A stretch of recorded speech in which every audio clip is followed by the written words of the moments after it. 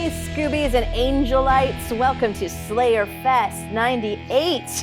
I am your co-host for this episode, Dana Piccoli. I'm a writer and editor for News Is Out, and I'm joined by some lovely folks. Sending it over to... I'm Ian, creator person from Passion of the Nerd. And I am Philip Ellis. I'm a journalist, a novelist, and the official Slayerfest 98 Kate Lockley correspondent. Oh, goodness gracious. And I'm Ian Carlos Crawford. I like that we all did bigger intros this time. Philip, when I asked him, I actually specifically was trying not to ask Philip for this episode, so I was like, oh, poor Philip. I always ask him for the boring Kate episodes. Okay, but she's so hot, you guys. She so is. Okay. Oh my god, hot. she looked great in this episode, even though it's not an amazing episode, because so few of the Kate episodes really do hit. But she is an attractive woman. Yeah. Dana, that's funny. I was like, I put in my notes that I liked her soft butch look in the opening. God, so right? Okay, I literally have it in my notes that in Sense and Sensitivity, which is the last Kate episode I was on, her dad makes a joke that he thought she was a lesbian. And no wonder, because that Canadian tuxedo that she wears for the majority of the show. Wait, okay, hold on. I have to step in here. That was chambray and denim. Okay, I'll get away with it. We are splitting some very nice blonde hairs here. So Dana, what was your how did you feel about this episode? So I assume it was your first time watching it, right? Yes. So if you are not sorry, my dog is wiping her ass on the carpet right now. It's been super fun. Worst review of the episode ever. Okay, so I have questions, guys.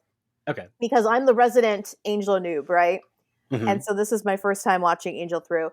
And my I need to ask this question. Okay. Where the fuck did Angel's Irish accent go? You're right. Do we really want more of it though? But I mean, is it just like, oh, I've been in America for so long, but Spike, same age, never loses his accent. Well, I can't remember if it's in Fool for Love or whatever the I think it's Darla is the paired episode for that crossover. Yeah. But when Spike gets turned, Angel specifically makes the questions him, and where'd you get that accent from? When, because Spike goes from this erudite English accent to Cockney, sort of. He actually, James Marsters is using Anthony Stewart Head's actual accent. That was how he boned up. So James Marsters would go to Anthony Stewart Head and say, how would you say this? How would you say that? If you see interviews with Anthony Stewart Head, he sounds like Spike, which I think is hilarious. But it's also kind of hot. Yeah, exactly. But Spike chose that accent as opposed to Angel, who just sort of diminished in travel. That was one of Spike has these icons of his identity, like the jacket and the hair and all of that he picked up, and the accent is definitely one of them. So he's keeping that by choice. So I actually like that difference between the two of them.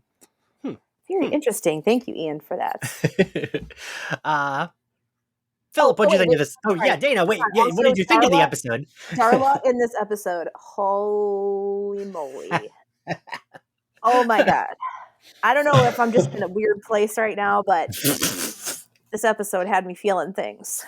You're feeling the blondes, and so is Angel. Which is weird because not usually. But yeah, Angel does prefer the blondes. I guess it's been a while since I've watched an episode with Darla, and I was like, man, this outfit is ridiculous. She's so good in that role, though. Oh my God. She is. Like, I think I had to get up to pee once when I was watching it earlier, and I paused it, and it was like her entrance in the house. And so it's like her whole silhouette and like the boobs and like the hair.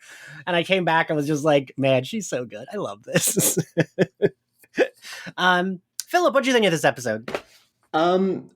I liked it more than the previous Kate episode I was on for. I think the thing is, like, as an episode of Angel, it's not great, right? But it is very important in terms of what it gives us for the future of the show. Yeah.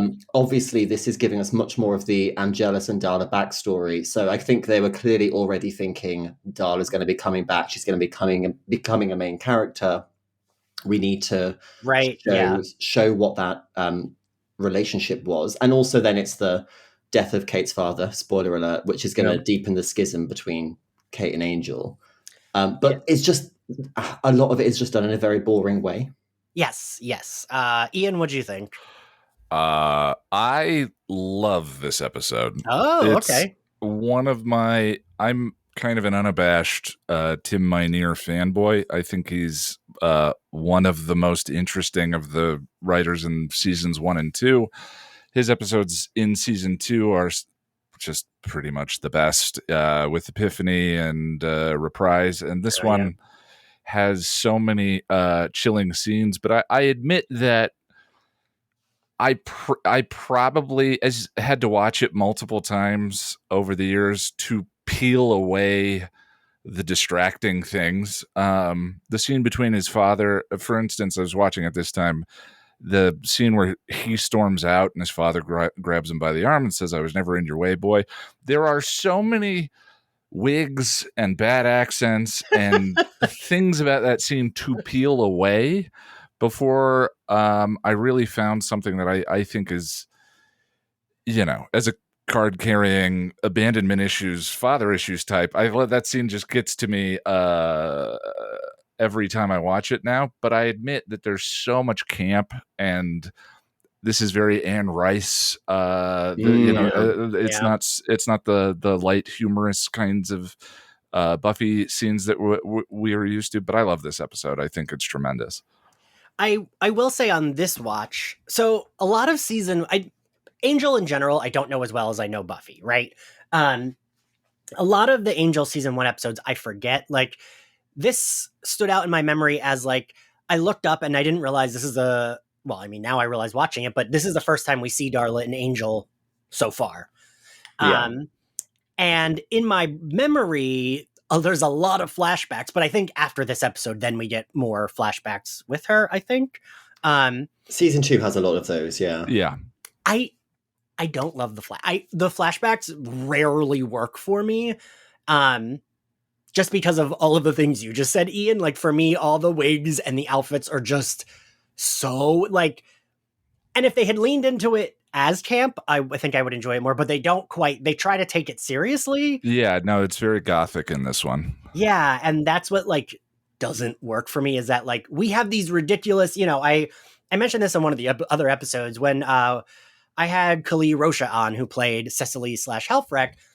She referred to those wigs as crispy, and that's all I think of. Oh, Darla's is crispy in this episode. Like, I remember her saying, "Oh, poor James and that awful crispy wig they put him in." And I just think all of those wigs are probably pretty crispy. Like, that's what I think of. And, like, Dana, you mentioned his accent. But I feel like any one of them with curls, they probably, like, hairsprayed them to death. I don't know. Yeah, I have trouble with the flashbacks. I will say, though, and maybe I'm getting there too, where you are, Ian, this viewing, I think I liked the episode the most I've ever liked it. Like, I was like, oh, we do a lot of, you mentioned this, Philip, too, that there's a lot of stuff that is important in this episode for moving forward. And I do wonder, I tried to look, but I didn't see anything. Maybe Ian, I feel like you know a lot of the behind the scenes stuff. If, like, they brought her back just to bring her back, because, I mean, they brought her back in Buffy season 2 for flashbacks, or if they brought her back to be like, yes, we will be introducing her and back into the fold in the finale, or if, much like the Buffyverse, they use the actor and they're like, wait a minute, you are really good, let's use you more, and then they decided to bring her back fully, because this episode, like, she even says at one point to him, like, you have a lot to learn, but you'll get there. And, like, we do get there, right? Like, so yeah, I was wondering if that was, like, foreshadowing, like, she is coming back, or if that just happened to Yeah. I mean, that would track. Again, this is Tim Minear. Tim writes Are You Now or Have You Ever in season 2, which sort of lays out David Greenwalt is the showrunner, but Tim's episodes are all most of the significant ones in season 2. Are You Now or Have You Ever? Darla, which is part of the Fool for Love crossover, and then Reprise and Epiphany. And when I watch season 2, I feel the structure of that arc and the repetition of the ideas. There's like a wonderful music to it, and then when you watch some of the ones by the other writers, like Guys Will Be Guys, and some of those, there's like the germ of the theme that every episode has that ties into the arc, but other than that, it feels really divergent. So that would make sense to me, for sure. So we open this episode on a flashback. We quickly they do like a fake out where he's in the shadows. But then he isn't Angel. He's still Liam at this point. He's not a vampire. He's not undead. He's just hungover, and it is very relatable. I love too the way that plays into Angel's heavy on the recovering alcoholic metaphor, where and the idea that it's so beautifully executed in that little sequence. Where is he a vampire? No, he's just hungover, and that ties that to the theme of recovering alcoholic that Angel always has with Cordy as his sponsor. Oh, I really do love, since you I forget what episode that you mentioned that metaphor, but I love thinking of it in terms of that metaphor. And there's a really nice line of dialogue that sort of really very much makes that text later on in the tavern, delivered by Christina Hendricks of all people. Saffron's in this episode. Where she says that he'll tell all sorts of pretty lies that he forgets the moment the sun comes up. Yeah. Once he sobers up. Yeah. Dana, did you recognize her, Christina Hendricks? Of course I recognize Christina Hendricks. Instantly. And I remember that around this time, wasn't she also in Firefly on a guest arc? Or I think it would be like a season later, or something like that.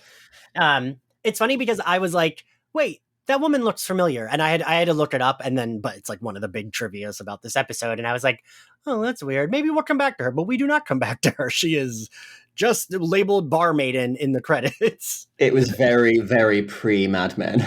Yeah. So we see this flashback. We get our first, it's like, I do like, I like, I don't know. It's like I like it, but I don't. I do like the parallel stories of we get, Angel's dad here where he like pushes him into the sunlight, mad at him, doesn't like him. His dad is like, he looks like a character from like Sleepy Hollow or something. And then we get the parallels of like him and his dad with like Darla, Kate and her dad. I don't know. I think it's that for me, Kate never quite gets there as like, she's consistently written as like really bad at her job and kind of wrong about everything she says. Like she is wrong at every turn. What's the actress's name? Wait, Dana, what'd you say? The actress's name. Elizabeth Rom. Elizabeth Rom. Okay. So I find that just tends to be a little bit of, I like Elizabeth, I do, but she has this very kind of stoic thing when she's like, did you ever see her on SVU? I've seen like parts of it here and there. She has this like very stoicism kind of vibe to her as an actor. And so I think that I watching her in this made me think like basically like similar character to SVU. Although like I said, very, very attractive. All right, that's fair. I think this is a really cool stage in. I mean, this is the beginning of the end for Kate's character. She sort of hits a point at the end of this episode that she gets stuck in until Reprise and Epiphany, and then she's done with the show. And I love her in Reprise and Epiphany, but they just hit a pause button after the events of this episode. But in this episode, where she's sort of she now knows about the supernatural world and is wanting to be in denial about it. And can you please not say demon in the office, and shuts the door behind him. I think that's a cool step. I think it's something that's unusual in the lore. we got to see Xander and Willow realizing that there's a supernatural world, and then they were immediately fighting alongside Buffy and barely missed a beat. So to see her discomfort with it, I think is really interesting. And I also love the moment in the subway where she accidentally has some vulnerability with Angel and then says, no, you don't get to do that. We don't get to be friends. We don't get to pretend like everything I know now I don't know.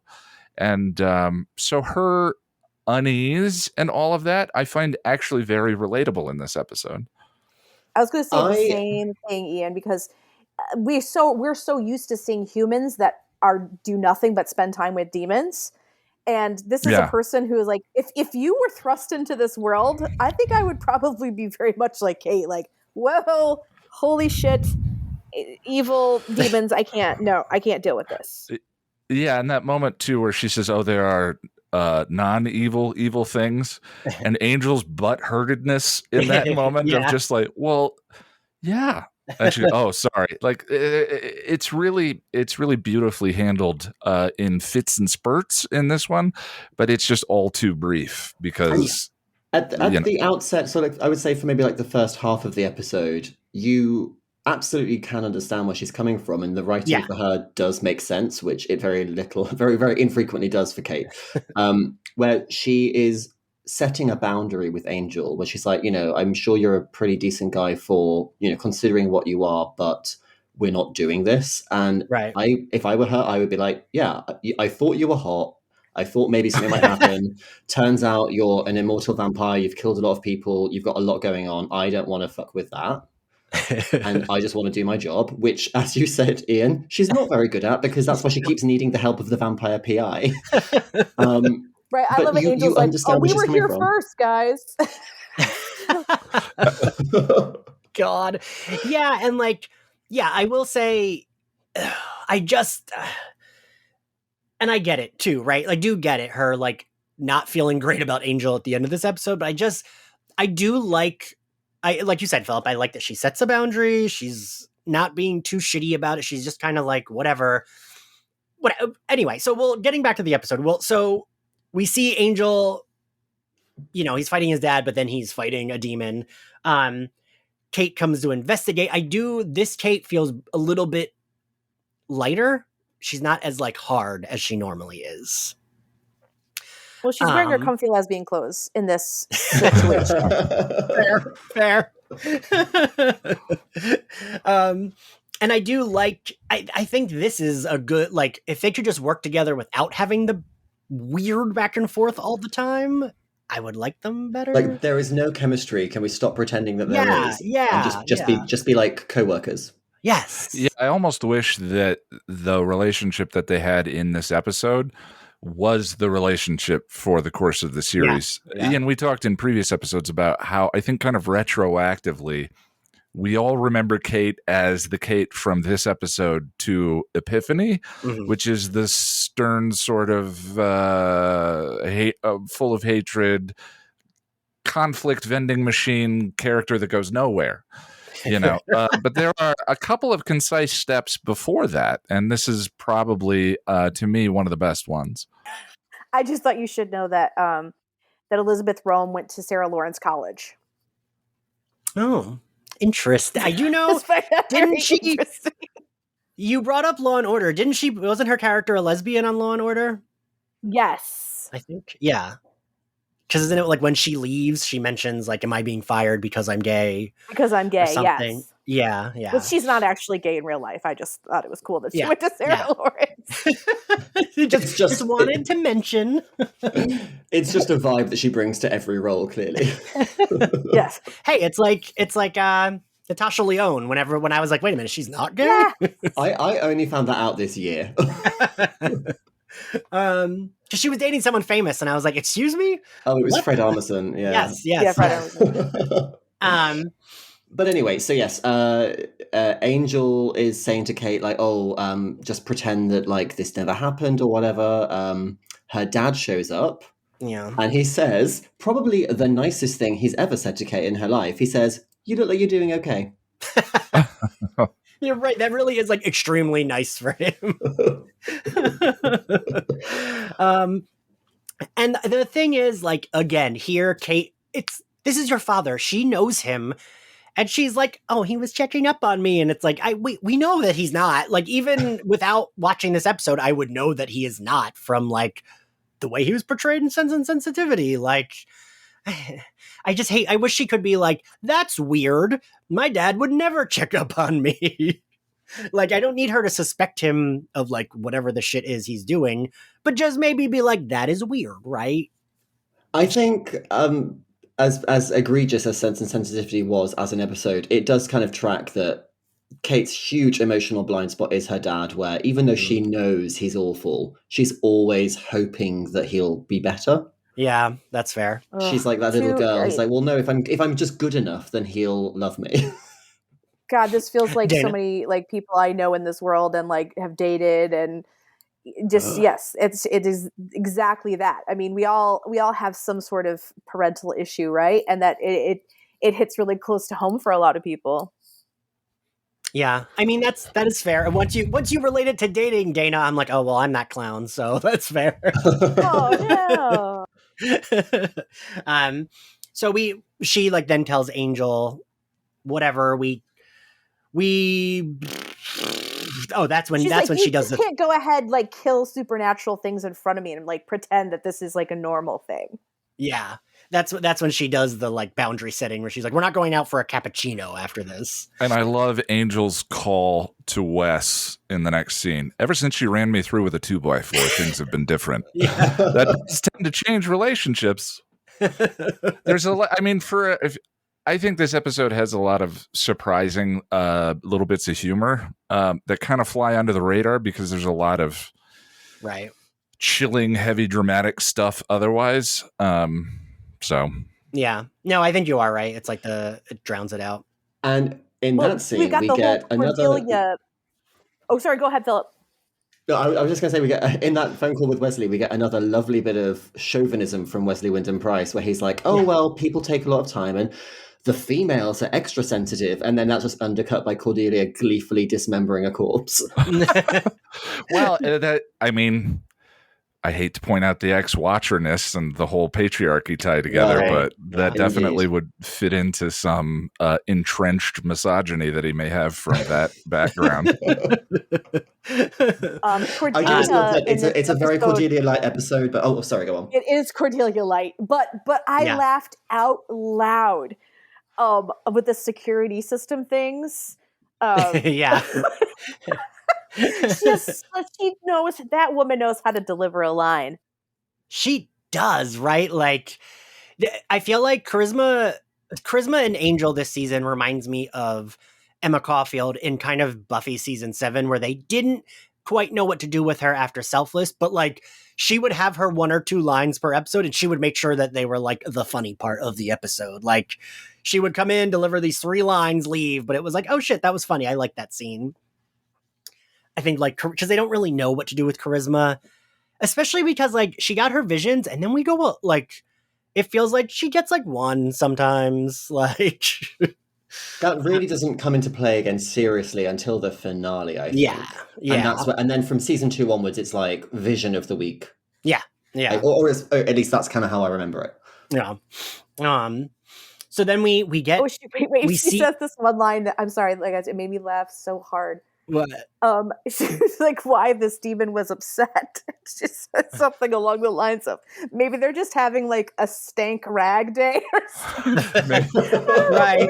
Like something along the lines of like stinking. And it just, she delivers it so perfectly. I cried a little bit. It was so Cordelia. So we also get our first, we already saw Darla and Angel's first encounter on Buffy, but we see Darla's first time seeing Angel / Liam. And I did love this. I thought this was like a very good, Julie Benz is so good. Like her in that bar talking to Christina Hendricks, like he's magnificent about this, like total idiot, dumb guy who's like in a drunk bar fight. And she's like watching it, like fanning herself. See, this is where the flashbacks do work. It's like the wigs and the costumes and the accents are so distracting. And Julie Benz is like, no, I'm incredibly hot. I'm going to carry on just being American. And she is. There is just that magnetic quality. You know, there's this sort of very soft voice that she has that's so seductive. And it's just like, and this is when it goes like full interview with the vampire. And so the flashbacks work when she is on camera. Because even with, you can see the separation of like her forehead to wig. It does not matter. She is magnetic. I love Angel's dopey little boy smile that he gives her after punching another dude in the face and then getting tackled to the floor. The joy of being noticed. I mean, the thing about their relationship is it's incredibly Oedipal. Yeah. And it's set up by Angel's father issues and feelings that he'll never be good enough for his dad. And sort of that's where he dies. And so the vampire freezes in that state and is perpetually trying to live up to being the best vampire possible. That's what creates Angelus as the monster that he is. But from Darla's perspective, there was a... Darla always needs a patron, someone she serves meals to, who also in return takes care of her, and just perfectly manipulates Angel the entire time to that end. But I think it was a patron of that I was discussing this with, and she brought up the episode where we see Darla turned by the master, and she's a prostitute in Virginia, and that who probably had a patron that was sort of she talked to me about how that was the structure of that job, and at that time is you actually had a certain amount of power in the town, but you always had a patron that you were taking care of, and that sets up Darla's relationship and who she seeks out here. And she replicates it with Lindsay in season 2, where she needs Lindsay to take care of her, even though she is actually the power. Darla's so spectacular. Oh, maybe she just likes pretty she's a powerful vampire, but it's still the patriarchy. Like she's not stupid. Yeah, exactly. She just knows how to work it, which is really terrific. Yeah. I think Philip's right though. Like Julie Benz has a screen presence, right? Yeah. So I just, and like, she's so good. Like she doesn't have a lot of lines in that scene, but she's just like, she's enamored. Like because in my brain, I was like, I mean, who hasn't fallen for a like hot guy who's a complete asshole because he's hot? And she's like, but she almost views it as like a plaything, right? It's like, he's going to be her new plaything. Like you said, like patron. And I feel like she conveys that because she doesn't come in as someone who's like, oh, I need this man to, she's like, I'm going to take this for me. Yeah. And I mean, even with her relationship with the master, it's different than she's not muscle or an underling or a minion. You always get the sense in her relationships that she is the one with the actual power. Yeah. And she does it by playing to their pride and ego.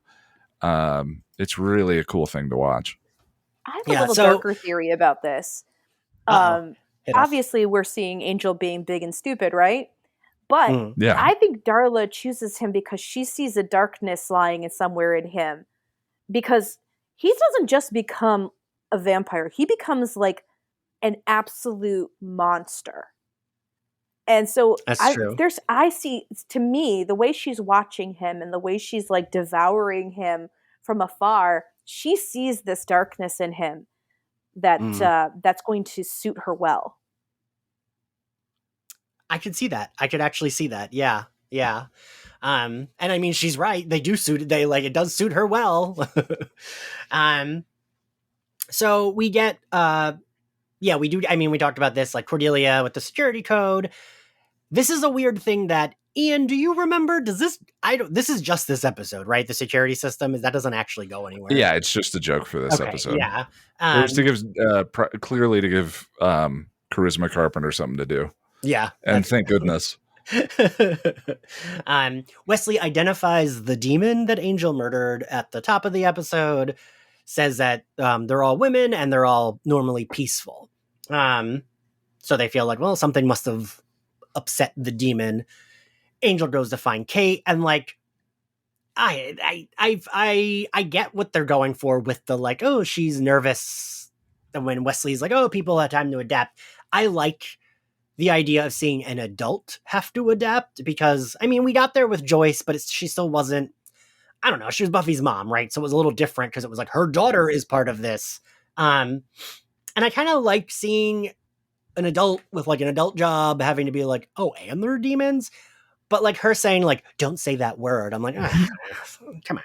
Like, just a thought that only occurred to me, like when watching this, when she was asking like, well, how do you get around during the day? Mm-hmm. And if Angel is constantly maneuvering through the sewers, like how bad do we think he must smell all the time?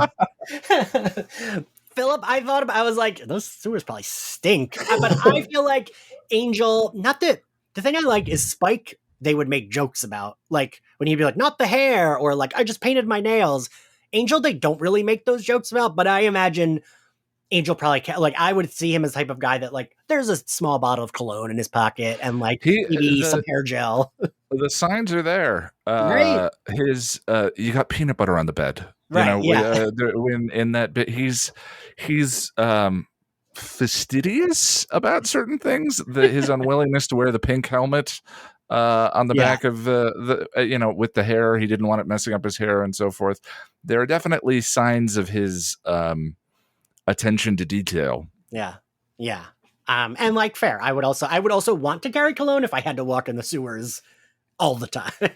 I mean, if that's the reason that we have all those, sort of scenes of David Boreanaz stepping out of the shower in season 1, I'm fine with that. There really are so many. So then we get the conversation with Kate, and what he's like, the way she brushes off the thing is what annoys me, because she's like, you told me not to think about it, so we're not thinking about it. We're not, and it's like, well, don't you want to find out what happened? Like, I don't know. The actual mystery, and this is like the frustration that I come back to over and over again with this season. The actual mystery in this episode of this detective show is just like so thrown together, and only happens to deliver us Kate's dead dad at the end of the episode. Like there's the street. I watched this episode and I was like, what just happened? Like where I was so confused. I don't know how I sat there and I was like, oh, he's in on this? Like I was so confused. There are so many little plot holes. Sorry, Philip, I didn't mean to jump on you there. To continue. Well, no, but you're absolutely right. It's like nobody here is interested in writing a detective drama, but unfortunately, that is what got sold to the network. And so there's the homeless demons, and then the homeless demons are on monster meth, but then the monster meth is being trafficked by vampires through Kate's dad to the big wrestling demon who lives in a mechanic shop. Right. What? But like, why? By the way, calling it we don't even really know why. Calling it monster meth makes it sound a lot more fun than it probably is. Yeah. I actually thought that it was the monster meth. There's that theater arts major, Dana. Yep. I actually did think that when we got to the main villain, right? Because he's not introduced till like the last act, and he does not have a name. Even in the credits, he does not have a name. And I was like, that is really lazy. On the wiki, he is named as Head Demon Guy. Yep. That's how because I was looking at that and I was like, wait, what the hell is this guy's name? I don't even remember. And because like my notes tend to be like as if a 12-year-old took them when I take notes. So it would be like the big bad guy. And I never like name them. Even Kate's dad in my notes is only Kate's dad. But I actually was like, wait, what's like, this demon name? And I looked guy at the gym. Which one, the demon or Kate's dad? Oh my God, that guy at the gym. Oh my God, when I went to this gym in New York, there were a lot of guys that were on, let's say, enhancements. And that guy was, besides like the crazy voice, I was like, oh my God, that's the guy I was scared of at the gym. I like the idea of you on like a bench with like this giant demon next to you. You're like, all right, I'll get off. I'm done. I'm gonna go. It definitely feels like it definitely feels like a transition from the episodic case of the week. That transition is happening here at the back half of season 2. You get this one, The Ring, which is feels like one of the first 3 episodes that was probably proposed on the show. Eternity is incredibly noir detective. You know, then 5x5, which is one of the best in the series, then Sanctuary, then Warzone to bring Gunn in to flesh out the ensemble, and then like we're full arc in Blind Date and To Shanshu in LA. To Shanshu with the Shanshu Prophecy, setting up the redemption arc for the rest of the series. But right now, you definitely get the weight of that. It's still going with the noir detective thing, but we're starting to realize where our wheelhouse is, which is in character and lore and storytelling and character dramatic set pieces rather than, you know, all of this other stuff. Yeah. Ian is giving us advanced placement angel right now, and I am in beginner's angel, and I am. Dana, I'm curious. What have you felt so far? Like, do you like it more than you thought? Is it kind of just falling flat? Like, where are you landing on Angel right now? Definitely growing on me. Definitely growing on me. And actually, Ian, you'll be so pleased. I am starting to like Wesley. I am happy. He creeps up on you. He's a rash. He's the angel rash. The last episode I was on with Slayerfest, I was like, ugh, Wesley. But I'm starting to like him. I like him a lot more actually in the next one we do together, the next episode we're recording together. Okay. But I was like, I'm starting to you're growing on me, buddy. It's such a strange thing because Buffy has the same journey of self-discovery, and I mean the show, not the character. Season 1 of Buffy, you know, Buffy's not a horror show, but that is a part of its DNA. But season 1, you know, you get the episodic heavy horror tropey stuff that feels very Encyclopedia Brown version of these horror things, and then you get the moments of character and connection between them, and finally you get Buffy saying, Giles, I'm 16 years old, I don't want to die, which is this like real person moment in this teenage melodrama that has been happening up to that point, or the campy thing. And I think that then Buffy swings away from that and becomes the archy dramatic, emotional show that is really interesting. It's just funny that Angel was originally intended to be completely self-contained on a per episode basis. But that was again moving, and then they gave that up in the same way. But they were moving away from what this writing team does really well. Yeah, it's funny because that is there, and you're right. I think this is like kind of going back to what I said about Darla, like this is where they're like, oh, we're gonna, you know what, fine, we're gonna have more serialized storytelling and like some kind of plot. Also, Dana, I am so glad to hear that you're loving Wesley, because you and Zach both have been having a lot of trouble with Wesley. You know, and it's both of your first time. There, Ian, Carlos, Crawford. I didn't say loving him. I said liking him. He's growing on me. Right? I haven't gotten there yet, but it is helpful when you actually can stand one of the main characters in a show you're watching. So that's good. The whole, I think the count is the whole show reinvents itself 3 times. And the end of season 1, this is sort of the beginning of the first reinvention into what it is for seasons 2 and 3. Mm-hmm. The biggest reinvention is season 5. Yeah. And my favorite of the bunch, but Ian, I forgot you are like me, who I love that season. Love season 5, yeah. Actually, what's funny is Zach told me that his husband, Alistair, loves Angel. And because Zach is having trouble with this season, they actually are going through season 5 right now. His husband was like, it's basically a different show. We're going to go through season 5. And he's been really liking season 5. I tell people all the time to start at Buffy season 3. Sometimes like you just need like a different narrative arc to like really capture the essence of a show, and I totally agree. I'm too much of like a completionist where I'm like, no, you have to start from the beginning. But how would season 5 make any fucking sense? Ian.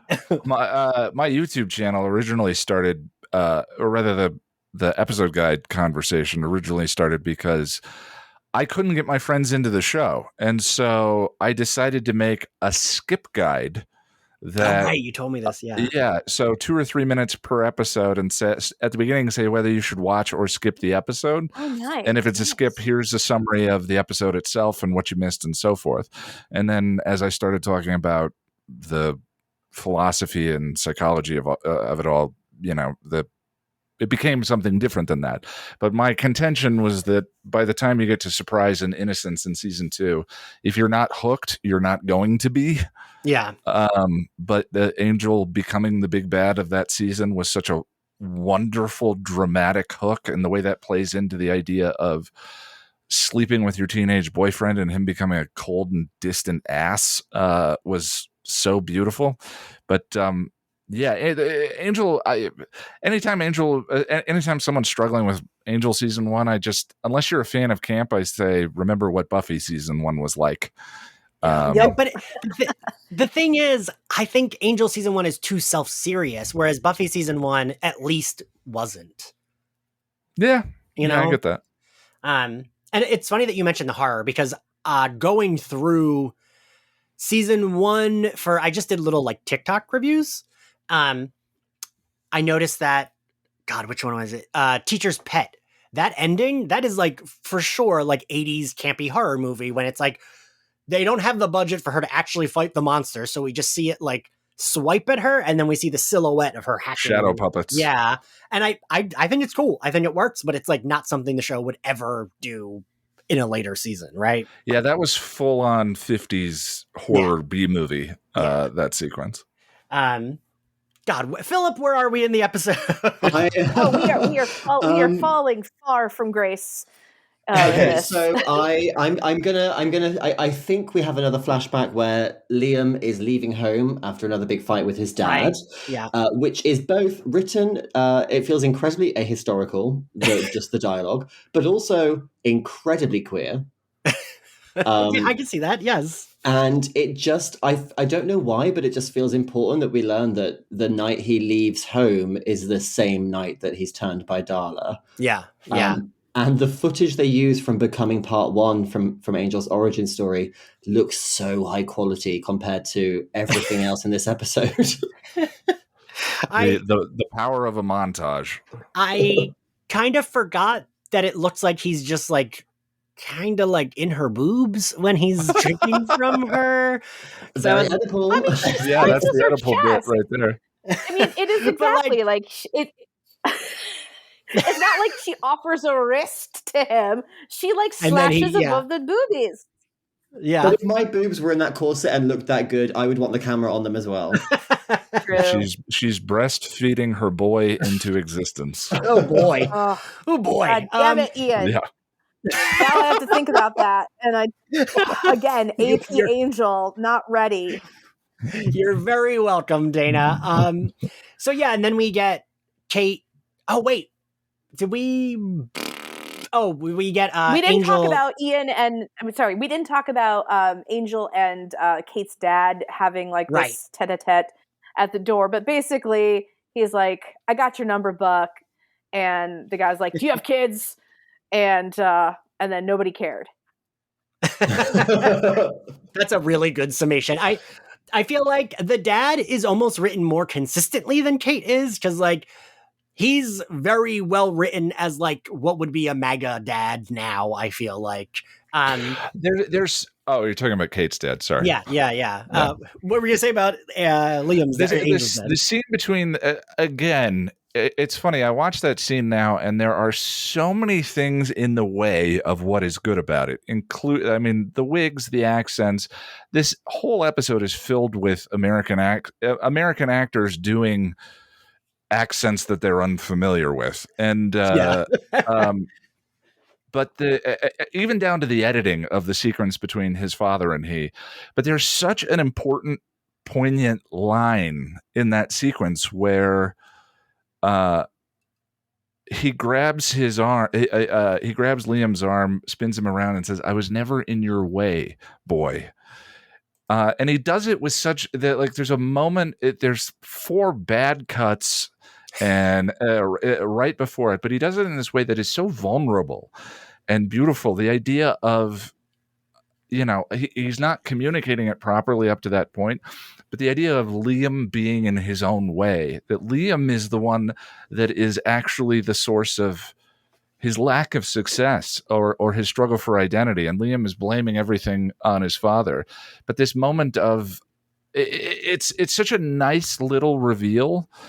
And he gets kind of stuck in that dependence the entire time. But it's the idea of, in a relationship, seeking your identity and your validation from someone else rather than having it yourself. And Jealous freezes in that the entire time. The scene in the graveyard when he rises, I'm skipping ahead. There's this, I never knew how to read it until I put together the bit with his father. Angel's biting the gravedigger, and he turns and looks to Darla for approval. There's this look in his eyes of, am I doing this right? Yeah. And then turns back and keeps eating. And because that's where Liam died, and that is sort of the identity that the vampire lives on with, this constant struggle for vulnerability and or validation and identity and all of that from the person he's with, rather than being able to find it himself. And kind of arguably the point where he does that for the first time is when he leaves Sunnydale. Because Buffy's another one of those who is saving him and validating him and carrying him and teaching him that he is okay and he is complete and fixing his self-esteem. And so he makes that choice to leave Sunnydale in that moment. And that's the first thing he really does sort of independently. He doesn't stay until they hate each other, until he's a monster again. He moves on. But that moment, I think, traces all the way back to his father, and his father saying, I was never in your way, boy. This isn't about me. This isn't about us, like, this is about you and the man that you want to be, the man that you should be choosing to be, that has nothing to do with me. And that moment is so poignant and so buried in a whole bunch of crap in that sequence. And it's too bad, because again, once I watched this enough and sort of unpacked that and how it fits into the driving themes of Angel's identity, it's really kind of beautiful. I mean, that was saying it's drowning in the everything around it is very accurate, because I don't think I paid that much attention even to that scene. And for an episode that I feel medium about, I took like 3.5 pages of notes just because there's a lot. Yeah, it's very dense, this one. But okay, so then we get Kate's father taking her out for hot dogs for lunch. And like, Kate's dad is obsessed with everyone being gay. He's like, is he Mexican? Is he West Hollywood? Yeah. What? Like, it's just so bad. He really is. I mean, he's like, he's not my type. No shit, Kate. Dana, I actually do like that he's consistently terrible. I know we talked about this already. I just don't understand what they were trying to do with Kate, because like, not only is she consistently wrong all the time and very bad at her job, but like, it feels like we torture her a lot. And like, for what? Why? I fast forwarded through the scene when she finds her dad, just as I was like, crying. No shade to Elizabeth Rom, but that is not good acting. No, it's not. And he literally blinks while she's crying over him. It's like, they were like, we've got half an hour left, one take, let's do it. Oh, we blinked, whatever, keep going, who cares? So we get Trevor, because I just looked it up. Trevor is her dad's name. Yes. Sort of kind of like sort of trying to feel out whether Kate is onto him because Angel's onto him, but she is clueless.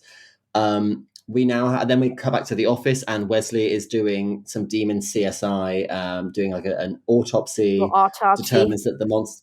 Not vivisection, as he said, because vivisection is on living subjects. He determines that the monster math is responsible. And then we get Cordelia in perhaps my favorite Cordelia moment of a very Cordelia-like episode, her undercover look, where she swans in wearing... She looks like Nomi Malone. Oh my God, she does. The wig, the sunglasses, and what I love, and the pink coat, and what I love is she keeps the wig and the sunglasses on. Yeah. To show the boys what she's found. I love that she does not take those sunglasses off at all, and it's like, girl, you're in the basement. Also, I wish we could have gotten that. I feel like that would have been such a fun scene to see her like ham-fisted in this outfit trying to trail a guy and like hating it and getting annoyed, but also wanting like to stop for like a latte or something. Like, I'd be like, well, you know what? If I have to go incognito, I have got the perfect look for this. And it really just reminded me of the last Kate episode I was on for, where Angel just shows up in his silly little costumes. And it's like every now and then the show remembers to have fun with the fact that this is about a detective agency. Yeah. Yeah. And it's like, yeah, you have to wear silly disguises and stuff, but then they don't do it often enough for it to be like a recurring bit. Yeah. So again, it's one of the many things that kind of gets lost in the source of season 1. But it was a moment where she walked in and I was like, oh, like I couldn't remember which episode they had this very silly costume in, but it made me smile. A lot of times with these Angel season 1 episodes, I'm like, oh, that's in this episode, or it's like there's a bit that I remember. I don't remember the plot, but I remember like this one like beat. And yeah, this is Cordelia in those like ridiculous glasses. And also I kept thinking, she has so much hair. Like, how did she fit it into that wig? Because she must have had to like pat it, because her hair is like a lion's mane. It's so beautiful and thick. What we do. Have you ever worn a wig, Ian? Like, do you know how the process of putting on? Okay. I have, but I feel like you have to do special things. Oh, is it like that makes sense? Are you kidding? I was like, Tina Belcher. Like roll and then you twist and then you pin down. So then you like have like all this like little rolls all over your head, and then you put a wig cap on top of that. Huh. All right. I wore a wig for Halloween one year when I was Tina Belcher. My roommate was Jean. And literally by the end of the night, and like, you know, I had my short hair then. By the end of the night, I had taken the wig off because I was just sweating so much in the wig. Oh, yeah. You're the worst, but I've worn dozens of them in theater productions, and that's basically how you hide all your hair in there. Fair.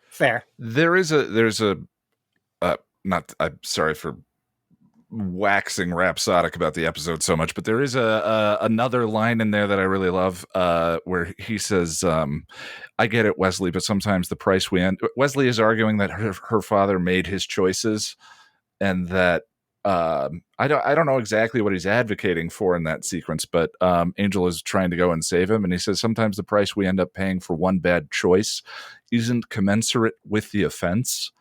And in an episode where he made the choice to leave his father's, where Darla says, would you like to see my world? And he says, show me your world, and all of that. Yes, Angel or Liam made choices, but this life has been quite the penalty for those choices. And him kind of bringing that empathy to her father in that sequence, I think, is really nice. Yeah. Once and again, then 2 seconds later, he fills it. 2 seconds later, he tells everybody at the demon auto shop that Angel's onto them, and he gets a bounty put on his head. Right. Yeah. Yeah. So I guess that's we do see him like he's annoyed, but also the thing I was unclear about is he doesn't really know what's going on, though, right? So he was taking kickbacks, but he's not aware of the supernatural side of things. He doesn't know that the really handsome man in the suit is a vampire. He doesn't know that there's demons. I think he was just like, yeah, I'm going to like ferry things to and fro and use my police connections to like help you guys stay under the radar. Yeah. He said, I would help you. I would help you with these auto parts smuggling. So, but then like, for me, I'm like, oh, then he wasn't, if he just thought it was like auto parts, like he didn't even think it was drugs. Like that feels like, well, he found out that it was something else. Oh, right. That's why he's mad, right? But again, this is where the mystery side of the script needed another pass, I think. Yep. Yeah. But question though, right? So it's balancing between flashbacky lore character stuff and the case of the week detective stuff. And if the idea is it didn't go far enough in one direction or the other, should it have gone towards the case of the week stuff and cut some of the other stuff? Or what was the good here that we would want to build up, I mean, and that is a good question. I think I would much rather have the, especially in the next scene, I would much rather have like the Gothic, especially because it is the law building. And just to skip ahead to the flashback of Liam's funeral, the priest conducting the funeral confirms that he was 26 when he died, which I think is both the writer's way of aging Angel up, because obviously David Boreanaz does not look as young as he did in Buffy season 1. But it still means it was deeply creepy when he was grooming Buffy at 16. I know. Yes, I was thinking about the exact same thing. Listen, I cannot have this conversation. I feel like talking about the Angel versus Spike, because I saw someone saying that and then was like, and Spike never did that, and that's why Spike's a better choice. And I was like, he fucking sexually assaulted her. Like, how? Yeah. Like, you can't. Well, the creepiest part about it to me is the Lolita lollipop in Becoming Part 1, which is textual acknowledgement of how gross the whole like how was Lolita ever a thing is a different cultural conversation, right. But that is a specific visual reference to that text, which is acknowledging Buffy's underagedness and Angel crushing on her from his disgusting car in the parking lot. It's one thing for them to be struggling with the fantasy tropes and all of that, but for the writers to see it and kind of like, was that a nod? Is that an embracement of it? That's the bit that more and more I hate. That's totally fair. So yeah, we get Cordelia has finally set the security system, which is so weird because it really is just the setup for the bit that's coming up. But it's such a good bit. I do like it. Yeah. Kate swings by. She says talking to her dad and telling him what a good detective Angel was kind of made her want to help Angel, like convinced her to help Angel. And there is a lingering look between the two of them. I'm sorry, but there is still zero chemistry between these people. Yeah, they're really. So he tells him he's going to leave as soon as he does. Then what happens, Dana? Who enters? Oh, sorry, I was on mute. The meth monsters. Yes. And what is the bit that you liked that happens? So the stupid alarm system hasn't been working at all. And then suddenly everything that happens, it starts going off like a window open, back door open, and he's just throwing these demons through the windows. It's just stupid, but it's so funny. I like that you love it so much. I do like that. And I like that Cordelia's like, I'm unplugging this thing because it's like not really helpful. Listen, she says it mid-fight. She wanted these men to remember her birthday. That is all. Yeah, it really is. I want to say, I feel like this is the first time this season that Cordelia has been able to like kind of hold her own.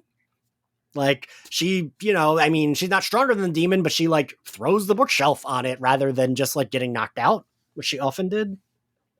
Yeah, there's been a lot of episodes where she's sort of she's. Go ahead, Dana. Yeah. Oh, I was just saying she's got Xander-like defense qualities now. Yeah. Compared to like in the pilot where she's literally like.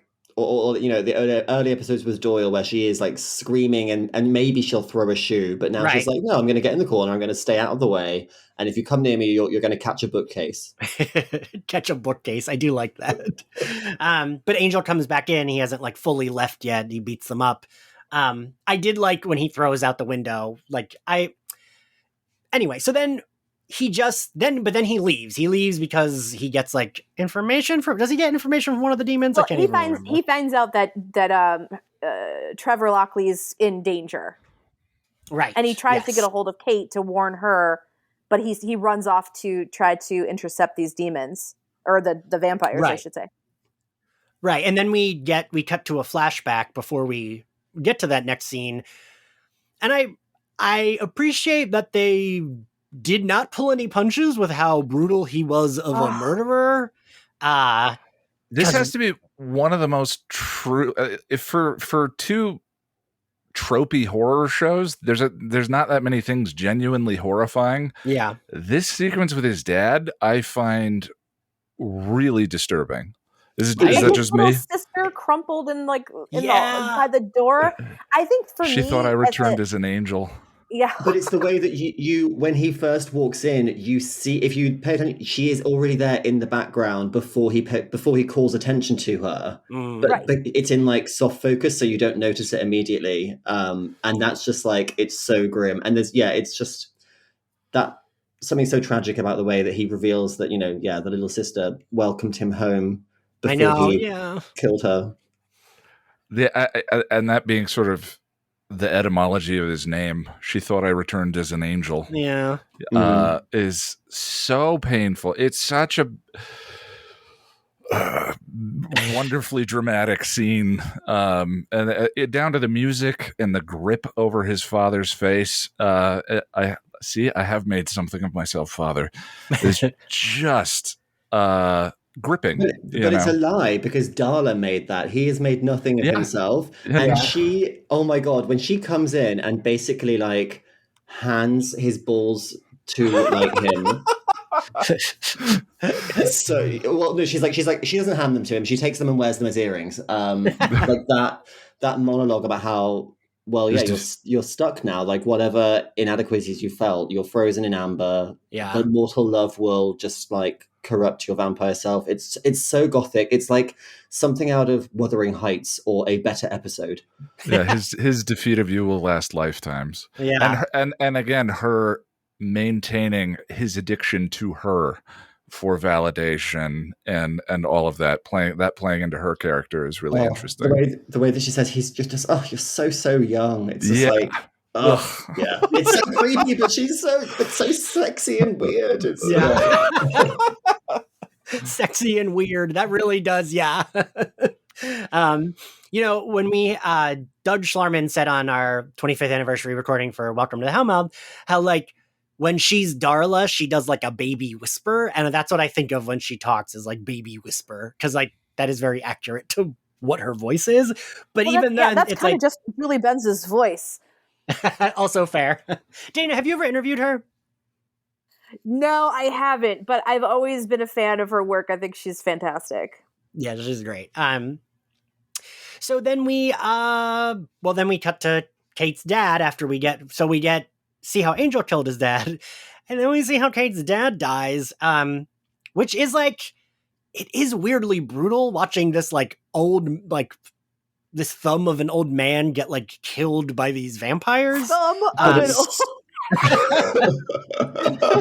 because he's not like frail looking, he's like a broad guy, but like and like I do feel bad for Kate, right? Even though the crying scene is not great, I do feel like I was like, oh, this character sucks, but like I didn't want him to die because it's Kate's dad, like. I think the scene just feels like we're at that point of the episode where they're like, okay, we need to wrap a lot up. Yeah. And it's so rushed, like the fast pace, the staging of it, the way the vampire runs in just as Kate the vampire runs out, just as Kate like runs in.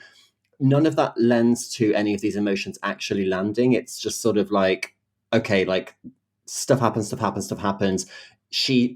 almost like, it's like she's been rehearsing it in her head. So she starts crying even before she sees that he's dead.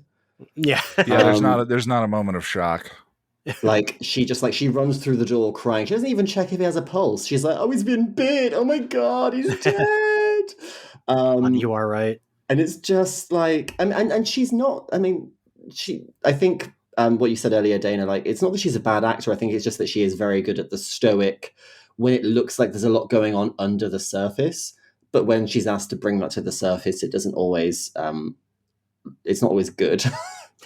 It's a weird instance of them using the writers using the can't come in without being invited to create a horrifying moment like that. It's like Angel's tied to a chair, being forced to watch something, and he could stop it, but the dad never. Again, it's another genuinely horrifying little moment. Yeah. in two shows that are pretty light on that level of horror. Yeah. And I like the thing about the invitation, because that's a nice bit of extra lore that they do return to in season 2. I think it's in Untouched. Like Angel can only enter an apartment once like somebody's died. Mm-hmm. Yeah. And I think that this is Once the first soul instance of leaves them the using body, it. he says. Yeah.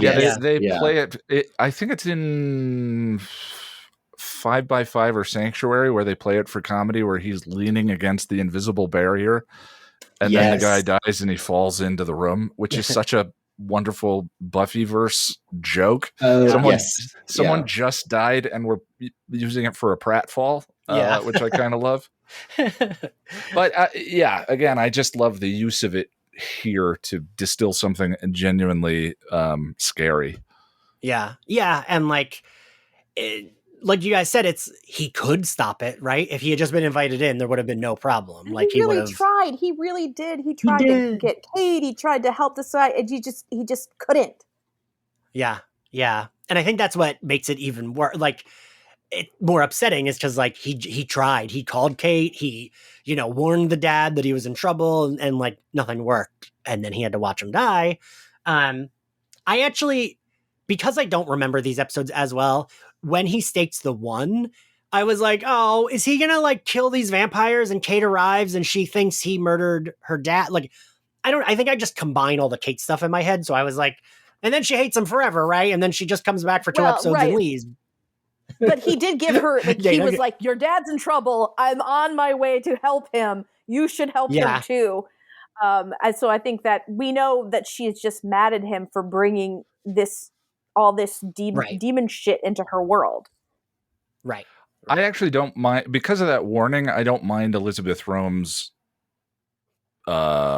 weep entrance, for lack of a better term. The thing that undercuts that scene for me is the season 1 has so many of the like 90s bro greased hair guys in suits.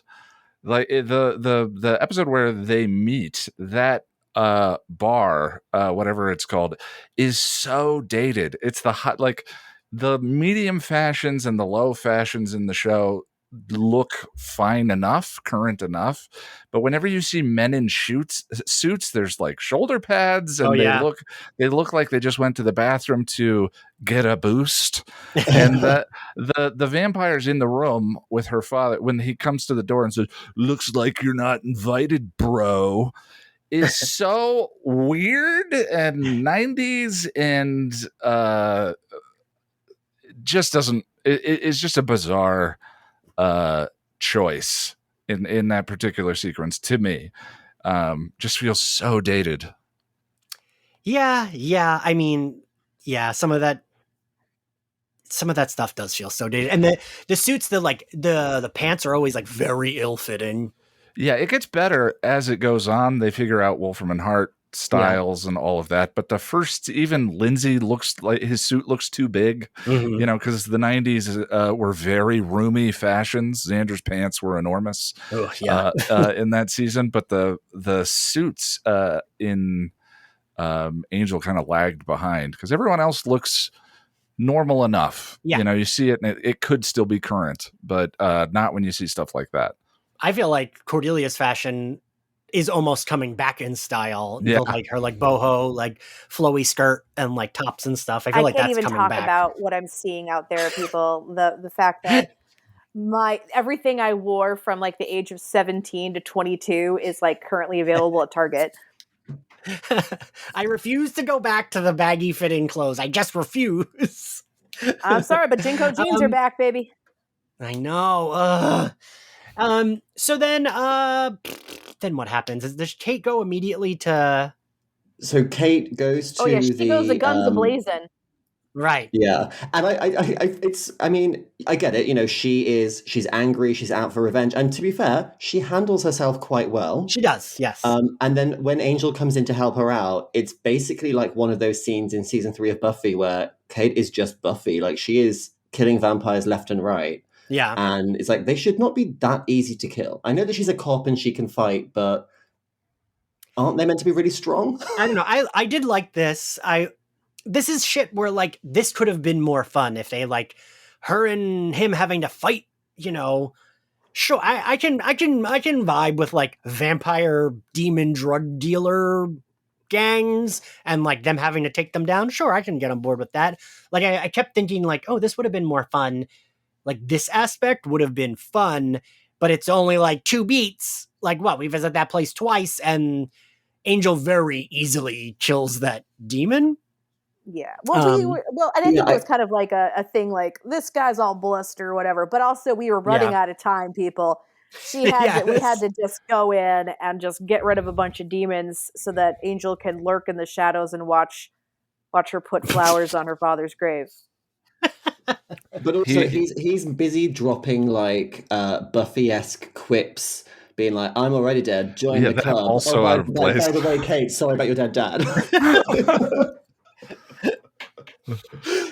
He does that. He does the thing with the axe. We see his arm stakes come back in. We hadn't seen them in a few episodes. He catches the axe, chops the lead demon's head off. And we're pretty much done. Kate then tells him he has no idea what it's like to be human. I feel like I would have been like, excuse me, I was human like 300 years ago, so I do know a little bit about it. To his credit, he doesn't say that. He doesn't. I might have, if it was me, I might have been a little defensive, but he doesn't. He holds it back. He does, yeah. And like, I get it. I don't know. Ian?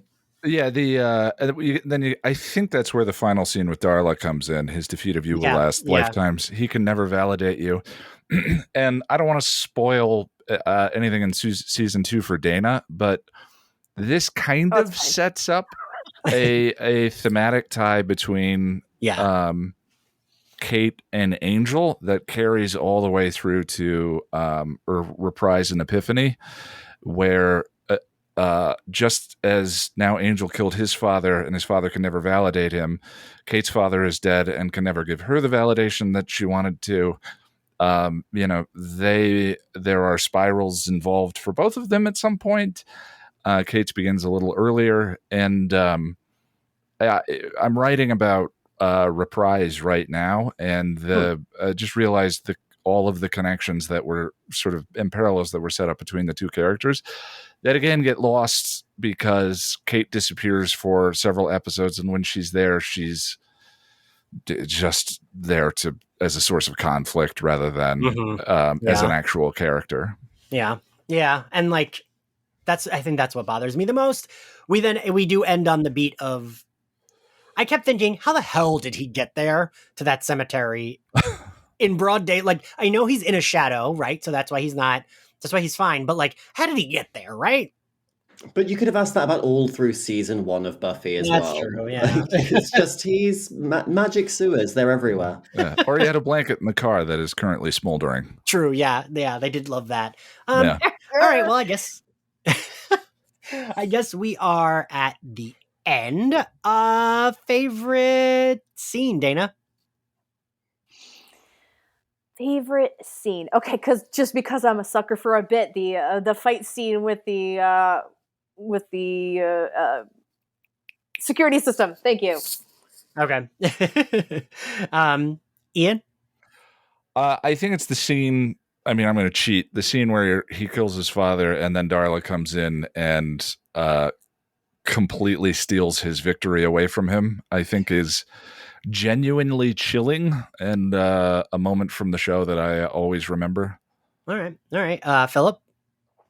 It is this scene after Liam's funeral where Angelus rises from his grave. It's so gothic. The music is gorgeous. It reminds me of Penny Dreadful. And I love Interview with a Vampire, and it really gave me that. That scene. The lighting in that one I really noticed this time too. The way the tree is lit from behind as though it's moonlight is really beautiful. Yeah, which I will say is something I tried to recreate all the time in the Buffy covers I would do when we were covering Buffy.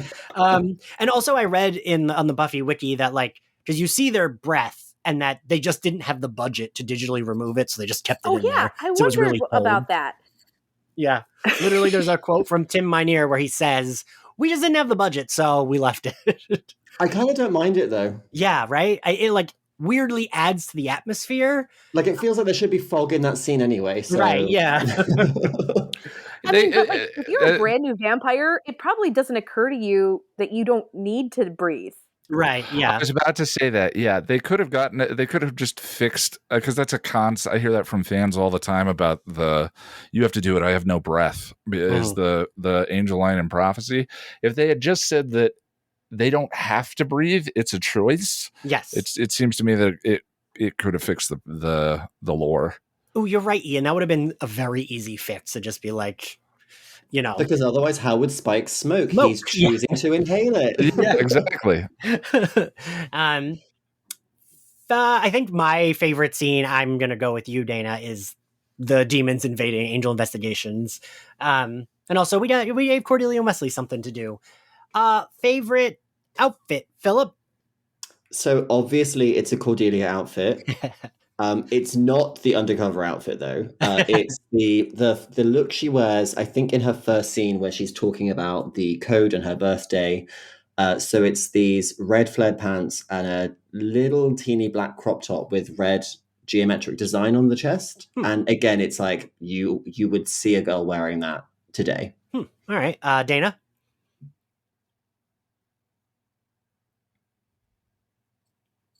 Dana?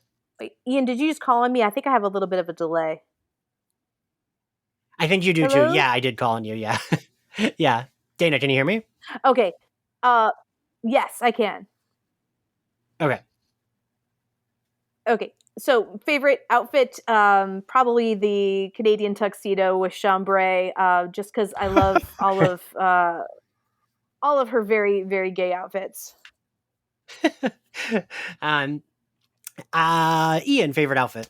I actually really like Anna's outfit. Anna was the servant in the opening sequence. It's very flowy and okay. So my thoughts on that were for a servant, that was an incredibly elaborate outfit. Yeah. She looked great. She looked really good. I think they may have went to that degree in order to set the time period immediately visually, although because they don't put the year up. The year would have given away whether Angel was a vampire or not in that sequence. So yeah, I was immediately struck by how ornate it was.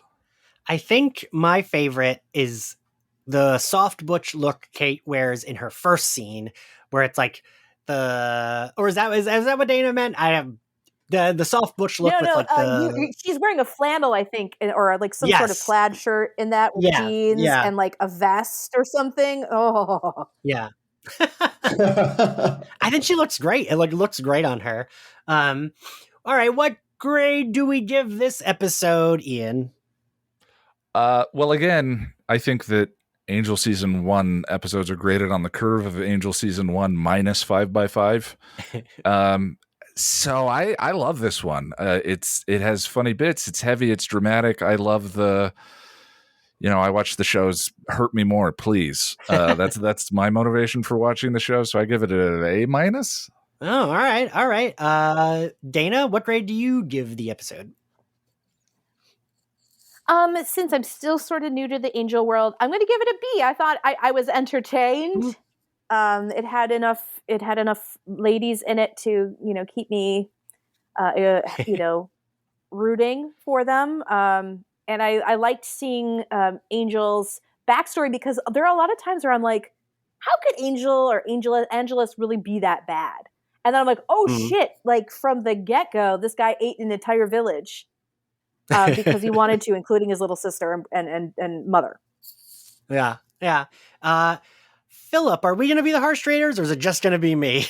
No. So somewhat surprisingly, for somebody who has worked through many daddy issues of my own, I simply do not find this stuff interesting in film or TV a lot of the time, because it's just like straight men. No offense to any straight men who are listening.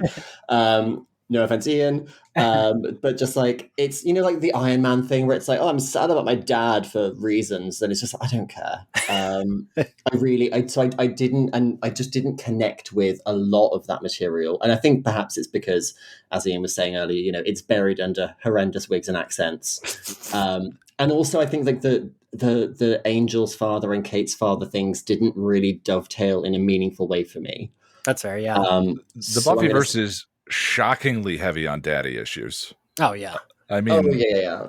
We get Wesley's daddy issues, later in the show, or in a few episodes even. Buffy has abandonment issues with her dad. Yeah. We get one episode with Willow's mom, and no man. If there's a parent involved, it's often a dad. Yeah, and they suck. Yes.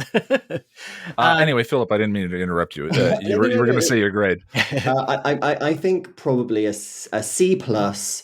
And the plus is for every moment that Darla is on screen. Yep.